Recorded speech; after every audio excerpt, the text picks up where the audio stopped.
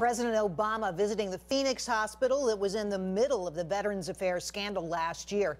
The scandal uncovered veterans dying while waiting for care at that Phoenix facility, and staffers at VA clinics across the country keeping secret waiting lists to cover up problems. So is the problem solved now? Here to weigh in, a bang-up panel. Jessie Duff, a retired gunnery sergeant for the U.S. Marine Corps and a senior fellow at the London Center for Policy Research. And Dan Caldwell, a Marine Corps veteran and legislative director of the Concerned Veterans for America. Welcome to you both. Great to have you here. Jessie, I will start with you. Today's event was billed as a quest for input from reformers for the VA, was it? Well, I don't find that it's reformed anything. The fact is that the president neglected to go to Phoenix when he was there on his last visit, and now this is a do-over on his part.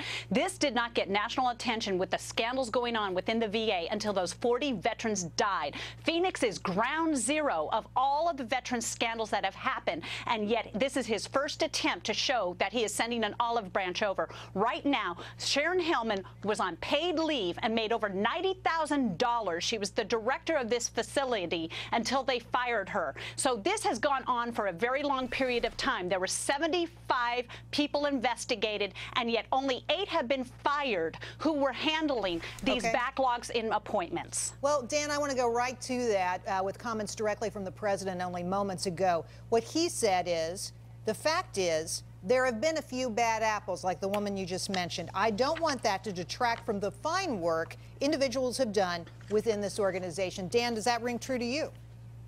No, this is not just a few bad apples. There are over 1,000 employees across the VA that are under investigation for manipulating wait lists, for covering up the true wait times of VA hospitals.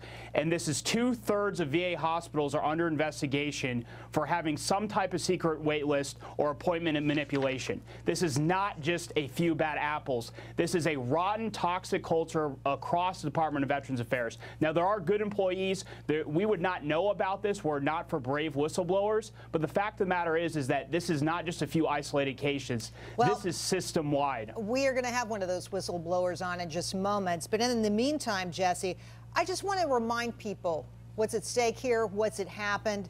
1,700 people kept on secret waiting lists in Phoenix. 18 died waiting for care there. The average wait time for a first appointment, 115 days. Now, the last time we had you on the show, Jessie, I got tweets from people despondent, terribly upset. People who either were veterans or were related to veterans saying they're just warehousing us. They're just keeping us in the queue. They don't intend to give us coverage. People have lost faith in the VA. Do you agree? Oh, absolutely. Veterans have little or no confidence in the VA. There are over 22 million veterans in this country. Everybody knows a veteran or is a veteran. And the fact of the matter is that this isn't a partisan issue. This is an American issue. Many veterans have died waiting for care, and many we will never know about because so many records have already been destroyed by the VA itself. So this is a culture that we have not been able to correct in itself. And the president has been negligent because it took him years to address the problems, and it wasn't until the 40 veterans died in Phoenix that Secretary Shinseki resigned. Yet the scandals had been brought to their attention since he had taken office. Right. I agree. Dan, to you. So your organization is quoted or described, actually, on the editorial page of the Arizona Republic today. They say Concerned Veterans for America has produced the most significant reform proposal for the VA hospital system. What is it? The end of last month, we rolled out what we call the Veterans Independence Act, which is a comprehensive 100-page document that will fundamentally transform how veterans receive their health care. We make several key recommendations. The first is to turn the VA healthcare system into a nonprofit, to offer veterans a private health care insurance option, and to provide better oversight for the VA, and most importantly, in my mind, reorient the VA back towards its original mission of caring for service-connected disabled veterans. Now, you have never seen a document like this before. Most of the other reform plans are very vague. They only make changes on the margins. But the Arizona Republic endorsed it. Others have come out and endorsed it, both Republicans and Democrats. This was a bipartisan document. This was not just one group of people from one party getting in a room and putting something out. But Dan, you weren't even on the panel today. Where was your organization? Why weren't they there? I'm actually glad we weren't involved. This was a political invited, dog right? and pony. Wasn't that the issue? You exactly. weren't invited.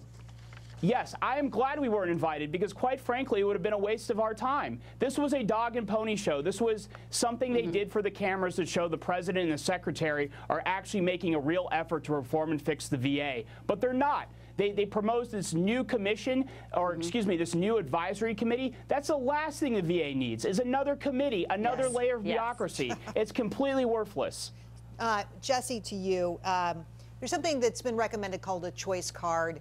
And it seems to me, just from what I'm reading, that the government is trying to prevent people from using it. And this, explain what it is and what's going on here. Okay, so this is what's fascinating, is that just a few months ago, Congress passed legislation that was signed by the president that would allow veterans to get care who have been waiting over 30 days or live more than 40 miles from a hospital. $10 billion. Well, guess what? The Obama administration in the 2016 budget has already tried to reallocate that $10 billion into other programs.